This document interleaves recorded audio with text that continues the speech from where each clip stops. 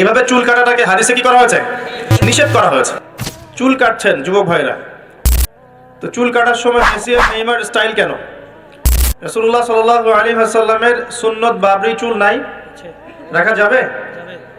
একটা হাদিসে আছে, যার চুল আছে সে যেন চুলের যত্ন নেয়। যাদের নাই তারা কি বাবরি রাখতে পারবে? যাদের আছে সুন্নত বাবরি রাখা যাবে না ইনশাআল্লাহ? আচ্ছা, সব সময় এটা বাধ্যতামূলক নয় আপনার জন্য, কিন্তু যদি সুযোগ থাকে আপনি রাখতে পারেন।